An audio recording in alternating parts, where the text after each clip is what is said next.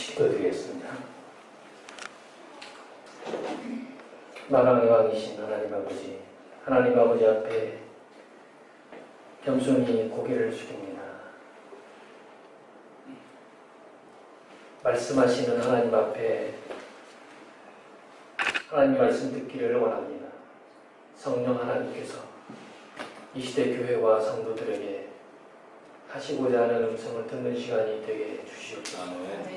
온갖 소음이 많은 세상 속에서 진리의 성령 대신 하나님의 말씀만 우리가 듣고 순종하는 삶을 살게 해 주시옵소서. 우리 주 예수 그리스도 이름으로 기도드립니다. 아멘.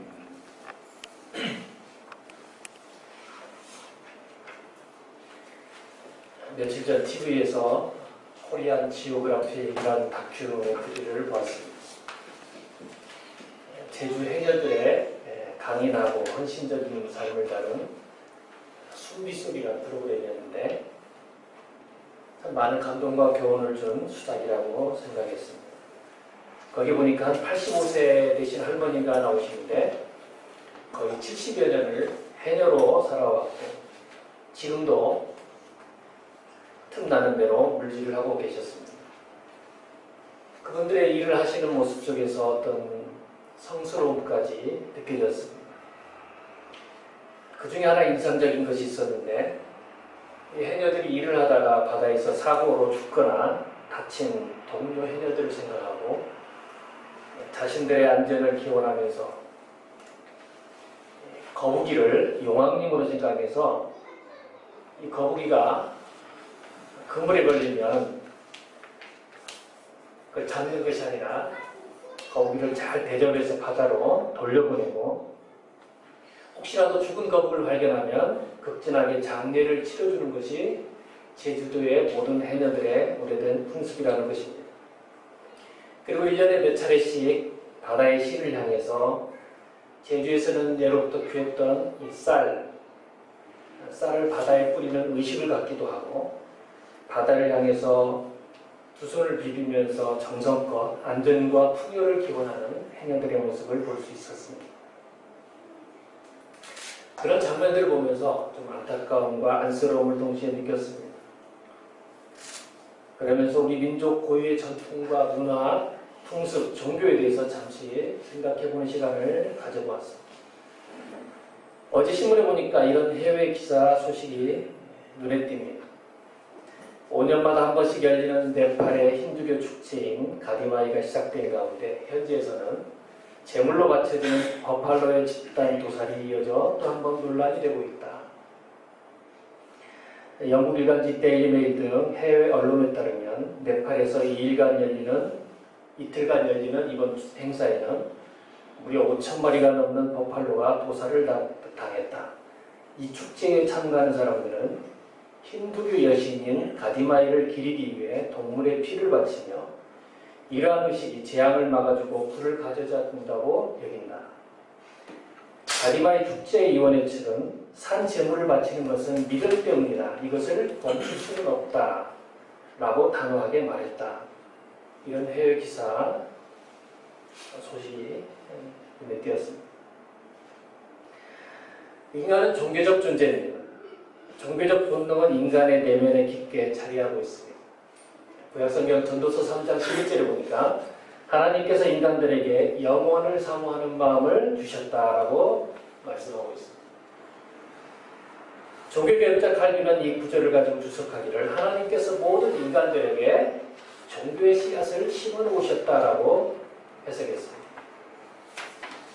때문에 만일 인간이 참 하나님을 알지 못하면 인간은 당연히 우상을 만들고 거기에 절하게 되어 있습니다. 우상은 과학기술과 예술, 문학, 철학, 경제가 발달한 나라나 개인이라도 조잡한 우상을 만들고 숭배해온 것을 인류 역사는 잘 보여주고 있습니다. 사도행전 17장에 보면 그 22절에 이런 말씀이 있습니다. 바울이 아레오바고 법정 가운데 서서 말했습니다. 아테네 시민 여러분, 내가 보기에 여러분은 모든 면에서 종교심이 많습니다. 내가 다니면서 여러분들이 예배하는 대상들을 살펴보는 가운데 알지 못하는 신에게라는 그렇게 새긴 제단도 보았습니다. 그러므로 나는 여러분들이 알지 못하고 예배하는 그 대상을 여러분에게 알려드리겠습니다. 이러면서 바울이 그 유명한 하나님은 어떤 분이신가에 대해서 설교하는 장면이 이어집니다. 바울이 아테네에 갔을 때 그는 구석구석마다 우상들이 즐겨한 것을 보았습니다. 집에는 집 귀신, 정원에는 정원 귀신, 부엌에는 부엌 귀신, 화장실에는 화장실 귀신 등등 그 밖에 곳곳마다 우상들이 가득 차 있었습니다. 그들은 혹시라도 어떤 잡신을 빠뜨렸을까 보아서 걱정한 나머지 알지 못하는 신에게라는 단어까지 만들었습니다. 시대를 따라 내려오면서 인간들은 해, 달, 별, 산들을 숭배하기도 했습니다. 어떤 이들은 강이나 숲, 나무, 돌멩이, 동굴, 바다의 고기까지 숭배하기도 했습니다. 그리고 지금까지도 세계 곳곳에서는 이런 일들이 계속 이어지고 있습니다. 제주도에서, 네팔, 인도, 일본을 비롯한 아시아에서, 아프리카에서, 남미에서, 북미에서, 세계 곳곳에서도 이런 각종 신들을 숭배하는 일들은 계속되고 있습니다. 오늘날 많은 인도 사람들이 자신들이 믿는 힌두교라는 종교 때문에 육식을 못해서 영양실조에 걸려 있습니다. 수천 마리의 암소떼들은 인도 시가지를 누비고 다니고 교통체증을 유발하기도 하지만 인도 사람들은 그것을 잡아먹을 수가 없습니다. 왜냐하면 소를 신성시하기 때문입니다. 어느 나라 사람들은 코끼리를 신성시 여기고 어느 나라 사람들은 호랑이를, 어느 나라 사람들은 거북이를 신성시 여깁니다. 그들은 이렇게 동물들을 우상으로 경배합니다. 오늘날 세계 도처에서 인간들은 자기가 만든 우상에게 절을 하고 있습니다. 풍년을 원할 때는 이 신에게 기도하고, 건강을 원할 때는 이 신에게 기도하고, 부자를 원할 때는 이 신에게 기도하고, 출세와 성공을 원할 때는 이 신에게 기도하고, 자녀 갖기를 원하는 부인들은 이 신에게 기도합니다. 제가 어느 책에서 읽은 내용입니다. 미국이나 유럽, 일본, 한국의 소위 선진국 사람들은 매우 세련되어 있고 교양 있는 사람들입니다. 그들은 불상에서 머리를 숙이거나 나무나 돌로 만든 우상에게 기도하지 않습니다. 물론 많은 사람들이 거기에 절하는 사람도 있습니다. 한국에도 있고 일본에도 있고 미국에도 있습니다. 우리가 단지 불상 앞에서 고개를 숙이지 않는다 해서, 혹은 미국 사람들이나 선진국 사람들은 우상을 만들거나 숭배하지 않고 죄를 짓고 있지 않는가? 미국 텍사스에서 목회했던 W.H. 토드 목사님이라는 분이 계시는데, 그분이 그 책에서 현대인들에게 세련된 우상이 여러 가지가 있다라고 말했습니다. 세련된 우상. 첫 번째는 자연의 우상이 있다고 했습니다. 토드 목사님은 이렇게 말합니다. 오늘날 많은 기독교인들이 주일날 교회에 나와서 주님을 새롭게 만나려 하지 않는다. 그들은 골프장으로, 낚시터로, 산으로 간다. 그들은 말하기를 우리들은 교회에서와 마찬가지로 골프장에서도 하나님을 예배할 수 있다라고 한다. 그러나 문제는 그들이 거기서 하나님을 경배하지 않는다는 데 있다. 그들은 골프를 칠 때 하나님을 생각하지 않는다. 그들은 골프공을 길게 치고 홈에 넣는 데만 온통 신경을 쓴다.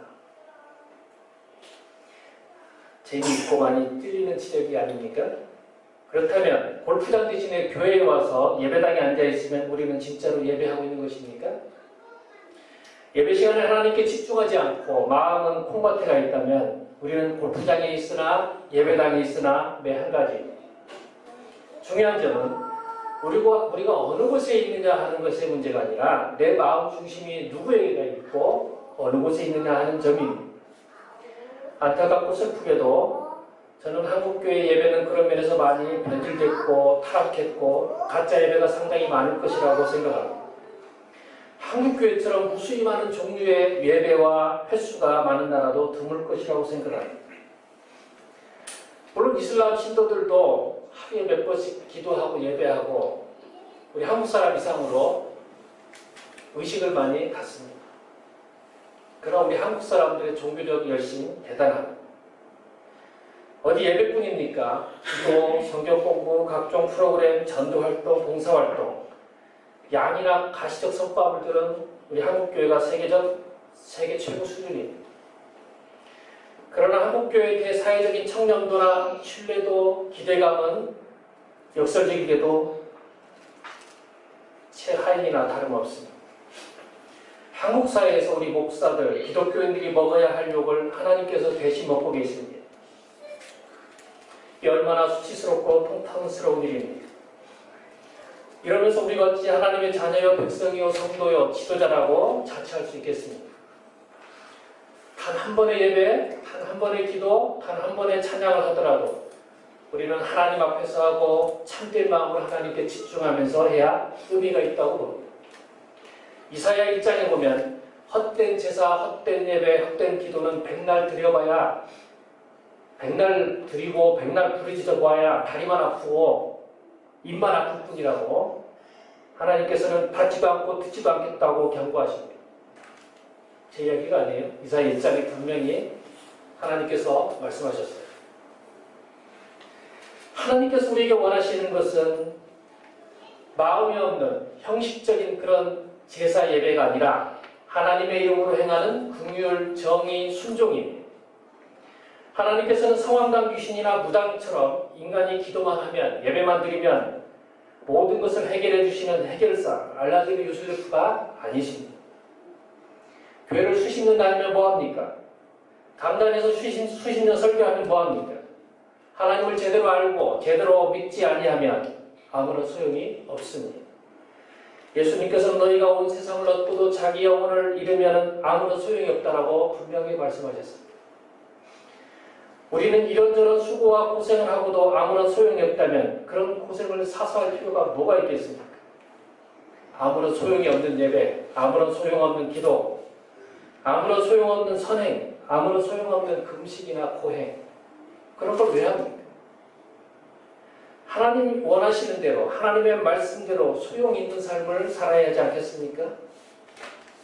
어리석은 이스라엘 백성들처럼 눈에 보이는 지도자가 잠시 사라졌다고, 안 보인다고, 소식이 없다고 금송아지를 만들고 의지하면서 이것이 우리를 애굽에서 구출해냈고 가나안으로 인도해줄 구원자라고 믿는 그런 어리석은 군중들은 되지 말아야 하지 않겠습니까? 신적인 의미를 부여하는 수많은 조형물들을 만들거나 권력이나 지위를 잃으면 큰일 날 것처럼 생각하거나 돈이나 땅을 계속 모으면서 이런 것들이 가난해서 불안한 현실에서 우리를 구원해주고 우리의 미래의 안녕과 번영을, 평안을 보장해줄 것이라고 착각하는 그런 어리석은 기독교인이 되어서는 안 된다는 것입니다. 우리가 그렇게 믿는 순간 우리는 우상 숭배의 죄에 빠져드는 것입니다. 금송아지를 만들고 숭배했던 이스라엘 백성들은 하나님의 심판으로 모세에 의해서 그날 3,000명이 도륙을 당했습니다. 우상 숭배는 그 종류가 무엇이든 간에 하나님께서 가장 미워하시는 죄악입니다. 반드시 하나님께서 심판하신다고 성경은 경고하고 있습니다. 그런데 우리 현대 기독교인들은 하나님 대신에 각종 우상을 숭배하면서도 하나님을 두려워할 줄 모릅니다. 하나님께서 길이 참으시고 심판을 잠깐 유보하신다고 아나무인입니다. 우리가 오늘이라도 갑자기 죽게 되면 그날이 바로 하나님의 심판날입니다. 그런데 어떻게 함부로 살고 막 살고 대충 살 수 있겠어요? 도대체 스스로를 죄종이라고 여기는 사람들이, 자처하는 사람들이 무슨 그리 할 일이 많다고, 할 말이 많다고, 종의 위치가 뭐 그리 대단하다고 자기 권리를 주장하고 무슨 자격이니 대가니 운운하고 대접받으려고 안달이고 이 땅에서 잘 먹고 잘 살려고 하는지 종이 아니라 상전도 그런 상전이 없습니다. 많은 이들이 또한 자기 우상화에 빠져 있습니다. 자기는 대단한 사람이어서 대접받아야 하고 존중받아야 하고 칭찬들어야 하고 영광을 부려야 할 자격이 있다고 착각합니다. 하나님 앞에서 인간들은 도토리 기적일 뿐이 포도 목사님은 두 번째로 건강에 우상이 있다고 했습니다. 현대에 세련된 우상이 몇 가지가 있는데 건강의 우상도 세련된 우상 가운데 하나라는 것입니다. 우리는 건강을 잘 관리해야 합니다. 그러나 건강의 노예가 되어서는 안 됩니다. 하늘에 계신 하나님 아버지 앞에 건강의 신을 두어서는 안 됩니다. 세 번째로는 스포츠 우상이 있다고 합니다. 하나님보다 스포츠나 음악을 더 사랑하면 그 스포츠나 음악도 해로운 것이요 우상이다. 포드 목사님 또 네 번째로 과학과 학문의 우상을 지적합니다. 인간의 학문이나 지식치에는 변하기도 하고 폐기되기도 합니다. 그러나 하나님의 말씀만 오직 영원하다. 그분은 또 쾌락의 우상을 지적합니다. 성경은 하나님보다 쾌락을 더 사랑하는 자들을 대해서 언급하고 있습니다. 디모데후서 3장 4절. 말세가 되면 고통하는 때가 이를 것인데 사람들이 돈을 사랑하고 쾌락 사랑하기를 하나님 사랑하는 것보다 더할 것이다. 현대 모든 광고나 TV는 세상의 쾌락에서 인생의 행복을 찾을 수 있다고 떠들어냅니다. 여섯 번째로 인기의 우상을 이야기합니다. 죄인들은 하나님의 은총보다 인간의 인기를 더 좋아합니다. 예수님께서는 사람 앞에서 인기를 얻으려고 너희의 의를 행치 않도록 주의하라고 말씀하셨습니다. 마지막으로 포드 목사님은 돈의 우상을 이야기합니다. 돈, 화폐. 여러분 미국 지폐나 달러, 미국 달러나 지폐나 동전을 보시면 거기에 이렇게 새겨져 있습니다. In God we trust. 우리는 하나님을 신뢰한다. 우리는 하나님을 신뢰한다라고 미국의 지폐나 동전에 새겨져 있습니다. 정말 그럴까요? 그러나 수많은 미국인들, 유럽인들, 한국인들이 전능하신 하나님 대신에 만능이신 돈을 더 신뢰하고 있습니다. 현대인들은 하나님보다 돈, 재물을 더 좋아하고 더 신뢰하고 더 숭배합니다. 2008년 미국발 금융위기가 전 세계를 몰아쳤을 때 TV 뉴스에서 전 세계 주요 도시에서 벌어지는 이 신자본주의와 금융자본의 횡포에 항의하는 시위대들을 연신 보여주었었습니다. 그때 피켓 구호에는 이렇게 써 있었습니다. 월가를 점령하라. 월가를 점령하라. 신자본주의를 몰아내자. 여러분 미국 뉴욕의 월가, 월스트리트는 어떤 곳입니까? 세계 금융과 무역의 중심입니다. 그리고 세계 자본주의의 심장과도 같은 곳이라고 말합니다. 세계에서 가장 많은 돈이 모여있는 곳이 아닐까 생각합니다. 그 당시 저는 TV 뉴스를 보다가 깜짝 놀란 적이 있습니다. 정말 섬찟했어요. 스쳐 지나가는 장면으로 뉴욕 월가 입구를 TV가 보여주는데 그곳에 황금색의 소가 동상으로 만들어져서 딱 붙어 있는 것을 보았습니다. 다름 아닌 월가를, 월스트리트를 상징하는 상징 조형물이 금송아지였어요. 저는 그때 처음 알았어요. 월스트리트 말만 들었는데 그 상징 조형물이 금송아지라는 것을 그때 처음 알았어요. 왜 하필 금송아지일까? 자본주의의 천병이라고 할 수 있는 미국의 월가는 금송아지라는 이 조형물을 통해서 세계에 무엇을 말하고 있고 무엇을 보여주고자 하는가? 미국 달러에는 우리는 하나님을 믿는다 라고 새겨놓고 미국 월가의 사업가들은 속으로 우리는 금송아지를 믿는다 이렇게 자랑하고 과시하는 것이 아닐까? 그 TV 장면을 본 이후로 지금까지 저는 대부분의 자본주의 국가에서는 돈과 금송아지를 숭배하고 있는 것이 아닌가 하는 생각을 떨쳐버릴 수가 없습니다. 우리 한국교회와 목사들, 성도들도 한번 정직하게 자문해야 된다고 봅니다. 우리는 하나님께 예배한다라는 현수막이나 인심을 광고물을 걸어놓고 결국 하는 짓은 인간들끼리 서로 지켜세워주고 박수치고 자랑하고 과시하고 영광을 가로채는 짓들이 얼마나 많은가 하는 점입니다. 무슨 축하예배, 무슨 당선, 합격, 출판, 파송, 취임, 개업, 준공 수많은 이 예배들이 이 한국교회에 얼마나 많습니다. 예배라는 이름으로 드려지는 수많은 예배들 가운데 우상 숭배적인 요소들은 없는지 우리는 진지하게 묻고 또 물어야 한다는 것입니다. 여러분 개신교가 어떤 종이에요? 우리가 믿는 개신교는 가톨릭의 부패와 타락의 한거에서 뛰쳐나온 종교입니다. 우리는 개신교인들입니다. 하나님 대신에 인간이 모든 것을 가르치고 하나님 노릇하는 모든 행위들에 반기를 들고 오직 믿음, 오직 성경, 오직 하나님의 말씀, 오직 은혜, 오직 하나님의 영광만을 부르짖고 그렇게 살겠다고 뛰쳐나온 독립한 종교들. 그런데 마르틴 루터의 종교개혁 이후 약 500여 년 만에 한국 기독교는 예배와 개인의 삶에서 중세시대에 부패하고 타락했던, 그리고 우상숭배에 했던 가톨릭을 철저하게 너무나 닮아버렸습니다. 말은 하나님의 영광을 위하여 한다 해놓고 실상은 인간들의 영광을 위하여 이렇게 되어버리는 그런 행사들이 너무 많습니다. 저는 인간은 누구라도 하나님 앞에서 죄를 범하면 비판을 받을 수 있고 비판받아야 한다고 생각합니다. 비판받으면 기분이 좀 나쁠 수 있겠지만 영원히 사는 것이 훨씬 더 중요하다고 생각합니다. 영원히 중요하니 그깟 비판을 받으면 어떻습니까? 그깟 기분이 좀 나쁘면 어떻습니까? 기분이 영혼보다 중요합니까? 저는 내가 잘못 갈 때에, 잘못 살 때에, 범죄할 때에 성경을 가지고 그런 비판과 조언을 해줄 수 있는 사람이 여럿 있었으면 좋겠습니다. 진심입니다.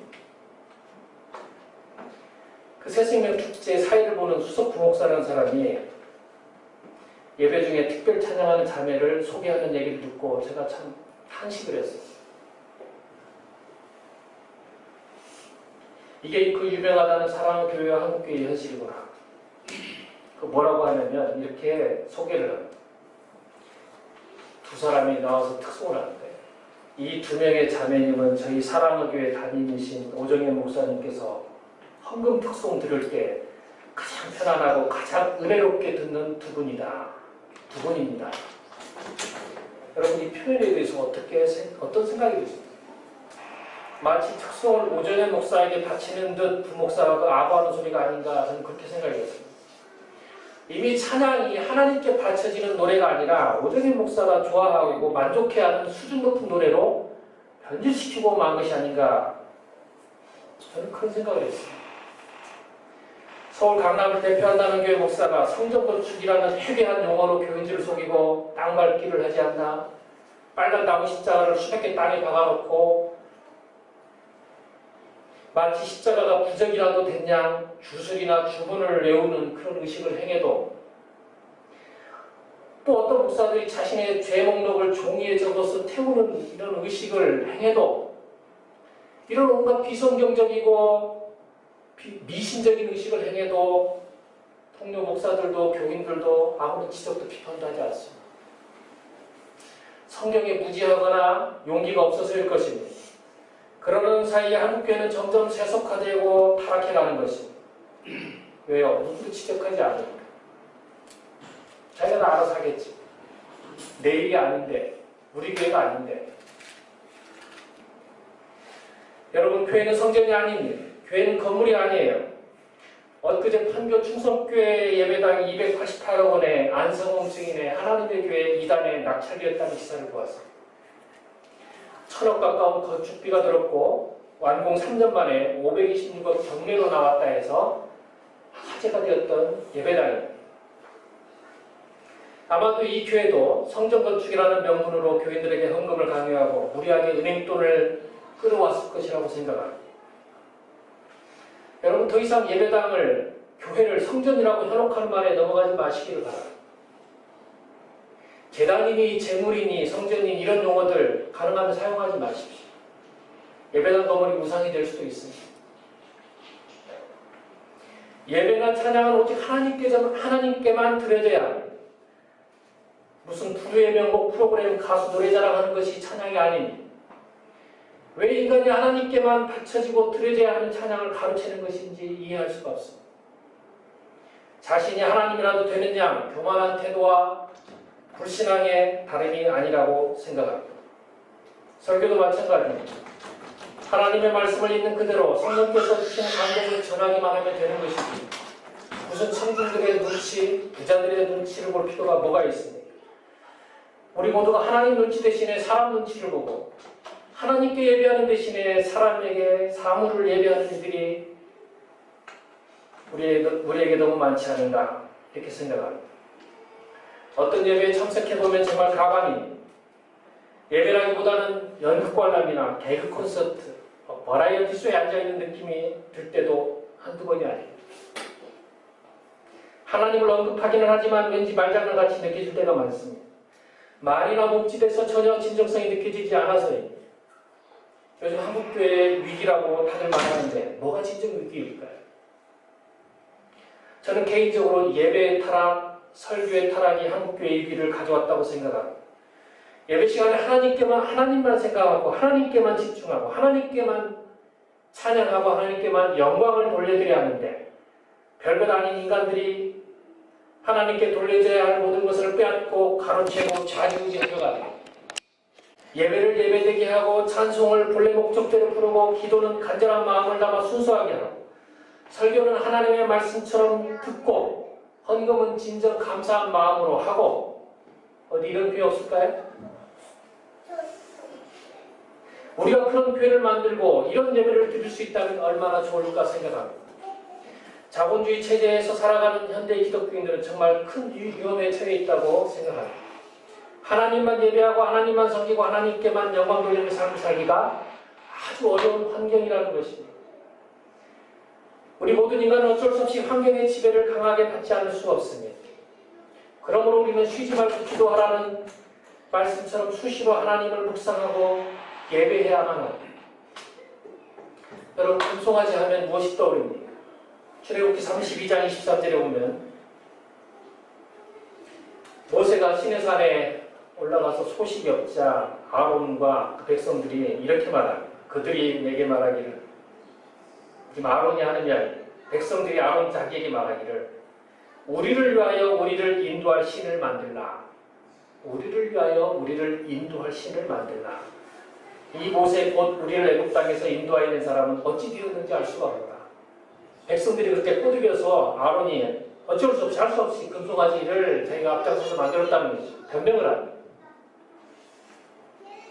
오늘 본문 4절에 또 보면 너를 위하여 새긴 우상이라는 표현이 나옵니다. 너를 위하여 새긴 우상. 이게 무슨 뜻일까요?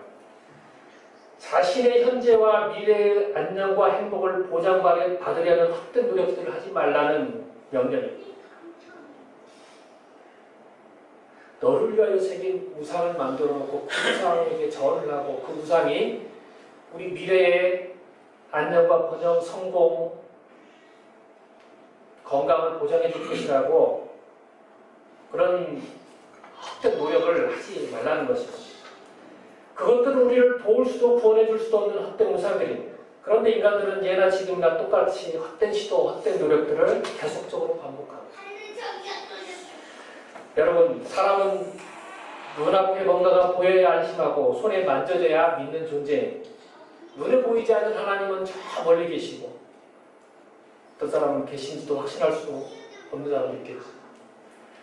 그러나 사람이나 돈, 조형 그런 데 가까이 있으니 그쪽으로 더 마음이 끌리고 믿음이 가는 것입니다. 우리 기독교인들은 하나님도 섬기고 돈도 섬기고 싶어합니다. 그것은 영적으로 가늠하는 것입니다. 오늘 본문에 하나님께서는 스스로를 질투하시는 분이라고 말씀하셨어요. 질투하실 만큼 당신의 백성들, 자녀들을 끔찍이 사랑하신다는 것입니다. 대신에 백성들은 하나님을 또 끔찍히 사랑해야 됩니다. 이것이 약속이고 언약입니다. 약속은 반드시 지켜져야 됩니다. 하나님과 이스라엘 백성과의 사이의 언약은 반드시 지켜져야 합니다. 그것은 하나님 외에는 어떤 것도 형상을 만들거나 절하거나 숭배해서는 안 된다는 약속이고 명령입니다. 물질적인 축복과 번영, 성공, 출세, 다산을 약속하는 바알 신상 앞에 절대로 절하거나 숭배해서는 안 됩니다. 숭배하면 그 순간 하나님과의 언약 관계는 깨지고 징계와 심판을 받게 됩니다. 현대의 기독교인들 역시 돈 앞에 절대로 절해서는 안 됩니다. 자본주의 신상 앞에 절대로 절하거나 숭배해서는 안 됩니다. 그런데 오늘날 한국 기독교와 수많은 목사들, 장로들, 성도들이 하나님 앞에 절하고 하나님께만 예배하고 하나님만 섬기는 것이 아니라 둘 다 섬기게 하거나 혹은 아예 하나님은 안중에도 없고 하나님 대신에 돈, 명예, 지위, 감투, 인기, 축세를 얻으려고 하고 그것을 적극적으로 추구합니다. 조계종 총무원장 감투 쓰려고 팍 터지게 싸우는 타락한 불교를 그대로 본받아서 아니 우리가 먼저 했는지 모르겠어요. 불교가 총회장 감투 쓰려고 수십억의 돈을 뿌려대고 그런 사람은 저는 목사는커녕 기독교인도 아니라고 저는 감히 생각합니다. 저는 세속주의와 자본주의, 현세주의가 한국 기독교를 타락시킨 주범이라고 생각합니다. 저는 하나님의 채찍 심판이 한국교회와 기독교인들에게 곧 임할까봐 정말 두렵습니다. 우리는 회개하고 본래의 자리, 신앙의 자리, 예배의 자리로 돌아가야 합니다. 포드 목사님이 말한 7가지 그런 현대 세련된 우상들 외에 또 뭐가 있다고 생각하십니까? 우리가 한번 생각해 볼 수 있는 현대 세련된 우상들이 또 뭐가 있을까요? 부동산, 땅, 그것도 우상일 수 있습니다. 자동차, 학위, 명품, 자녀, 또 뭐가 있을까요? 빌립보서 3장 19절에 보니까 어떤 사람들에게 저들의 신은 배라고 그랬습니다. 스타맥, 배. 위장이 신인 사람도 있고. 골로새서 3장들을 보니까 탐심이 우상숭배라고 그랬습니다. 탐심. 우리의 욕심 없는 사람이 어디 있습니까? 그러나 그것을 지나치게 탐해가지고 하나님보다도 더 욕심을 부리면 우상이 될 수 있다는 것입니다. 그 외에도 우상은 널려 있습니다. 우상이 될 만한 것은 우리 주변에 널려 있습니다. 하나님을 잊게 만들고 떠나게 만들고 믿지 못하게 만드는 모든 것이 다 우상이 될 수가 있습니다. 21세기 자본주의 체제 안에서는 뭐니 해도 머니가 최고 강력한 우상이 아닐까 생각합니다. 돈이 가장 최고의 강력한 우상이 아닐까. 우리는 돈의 위력, 돈의 힘이 얼마나 강력하고 힘적인 힘을 지닌 생물체인지 돈의 실체를 정확히 보고 이해해야 합니다. 돈을 절대 과소평가해서는 안 됩니다. 돈이란 무엇인가라는 주제로 설교를 하거나 강의를 해도 저는 몇 시간, 며칠을 할 수 있다고 생각합니다. 돈이란 도대체 뭔가? 그만큼 돈이란 중요하고 우리의 삶과 영성에 지대한 영향을 미치고 우리의 영혼과 육체를 살리기도 하고 죽이기도 합니다. 돈 때문에 희노애락이 생기기도 합니다. 오죽했으면 성경에도 돈을 사랑하는 것이 일만하게 뿌리라고 기록되어 있겠습니다. 예수님께서는 하나님과 만몬, 하나님과 돈을 절대로 겸하여 섬길 수 없다고 단호하게 말씀하셨습니다. 우리는 하나님이냐 돈이냐 선택 앞에 늘 놓이게 됩니다. 둘 다 선택하고 섬기면 좋겠지만 그것은 하나님이 미워하시는 우상숭배의 죄를 짓게 되는 것입니다. 일찍이 감리교회 창시자였던 요한 웨슬레 목사는 생전에 이런 말을 남겼습니다. 나는 그 사람이 누구든지 돈지갑에 회개가 없이는 그 누구의 회개도 믿을 수가 없다. 돈지갑에 회개 없이는 그 사람의 회심, 회개를 믿을 수가 없다. 여러분, 우리는 하나님 앞에서도 서야 하지만 돈 앞에서도 서야 합니다. 우리는 하나님 앞에도 서야 하지만 돈 앞에도 서야 합니다. 돈 앞에서 우리의 신앙을 증명해야 하고 돈을 사용함으로써 우리가 하나님을 사랑하고 이웃을 사랑하는 계명을 순종하며 잘 살았는지를 마지막 심판날에 하나님 앞에서 반드시 해명하게 될 것입니다. 돈 앞에서는 인격도 명예도 자존심도 부모도 자식도 친구도 스승도 신앙도 하나님도 배반할 수 있고 버릴 수도 있는 것이 우리가 살고 있는 현실 사회이고 이 세상입니다. 요즘 한국 사회를 보면서 슬픈 것은 교사도 예술가도 법관도 성직자라는 사람들도 교회들도 돈 앞에 무릎을 꿇고 돈 앞에 아부하고 돈 앞에 가난한 자가 되어가는 모습을 보기 때문입니다. 고고한 척해도 깨끗한 척하고 정의로운 척해도 아무도 보는 이 없을 때는 뇌물을 받고 도둑질하고 아부하고 거짓말하는 것이 보편적인 우리들의 모습입니다. 우리가 24시간 하나님을 의식하지 않고 산다면 우리 모두 다 위선자가 될 수밖에 없는 그런 체제 안에서 우리는 살고 있습니다. 다만 우리가 하나님을 늘 묵상하고 하나님 앞에서 살고자 애쓴다면 우리는 사단의 속삭임, 유혹 앞에서도 넘어가지 않고 덜 죄를 짓고 덜 타락하고 혹시 죄를 범했다 할지라도 회개하고 점점 성숙해지는 은혜를 입게 될 것입니다. 저는 사도 바울에게는 일체의 우상도 없었고 그는 사도로 부름받은 후에 우상숭배를 전혀 하지 않았을 것이라고 확신합니다. 그에게는 오직 하나님의 영광만을 추구하는 삶을 살았고 그의 고백대로 그는 가난한 자 같으나 많은 사람을 부유하게 하고 아무것도 없는 자 같으나 모든 것을 가진 자처럼 그는 삶을 살았다고 확신합니다. 우리가 하나님만을 사랑하기로 작정하면 우리에게는 그 어떤 우상도 존재하지 않게 되고, 우리가 하나님만을 신뢰하기로 작정하면 그 어떤 우상도 우리의 신앙과 삶에 그 어떤 영향도 미칠 수 없게 된다고 저는 믿습니다. 문제는 우리가 정말로 하나님만을 사랑하고 진심으로 하나님만을 믿고 있느냐가 관건이라고 생각합니다. 우상 숭배에 대하여 제가 내린 결론입니다. 우리 옛날 노래 가운데 이런 게 있습니다. 안지나서나 당신 생각. 한 번쯤 들어보셨을 대중가요 아닌가요? 안지나서나 당신. 여기 당신이라는 단어를 안지나서나 주님 생각, 안지나서나 하나님 생각 이렇게 한번 바꿔보시고, 바꿔서 불러보신다면 어떻게 했습니까?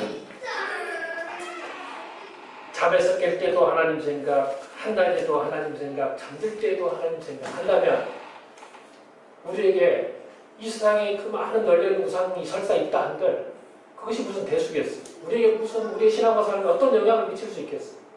하나님뿐입니다. 하나님만 생각하고 하나님만 묵상하고 하루 종일 24시간 그렇게 한다. 요즘 여러분 어떤 생각을 하시면서 사십니까? 무슨 생각을 하루 동안 가장 많이 하면서 사십니까?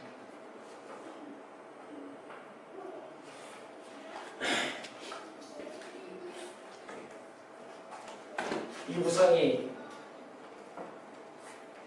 곳곳에 널려있는 우리를 우상 앞에 절하게 만드는 이 환경 속에서 우리가 과연 어떤 모습으로 우리가 신앙을 삶으로 살아내야 할까요? 기도하겠습니다. 은혜로우신 하나님 아버지, 오늘 주혜롭게 기록된 말씀을 통해서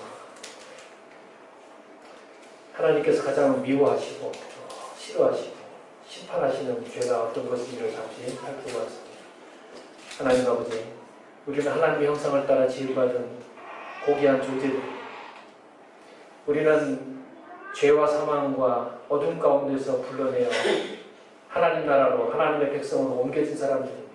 이제 우리가 옛 습관, 옛 사람, 옛 인식을 벗어나서 하나님 나라의 삶의 방식대로, 하나님 나라의 가치관대로 하나님 말씀에 순종하며 살아가는 저희들이 되고 싶습니다. 하나님 아버지, 우리를 불쌍히 여기시고 긍휼히 여겨 주셔서 약한 제도와 타락한 세속 문화 속에서 우리가 오직 하나님만을 사랑하고 하나님만을 전적으로 신뢰하면서 종국에 하나님 앞에 섰을 때 영광스러운 상급을 받아 누리는 우리 모두가 되게 해주시옵소서. 우리 주 예수 그리스도의 이름으로 기도드립니다. 아멘.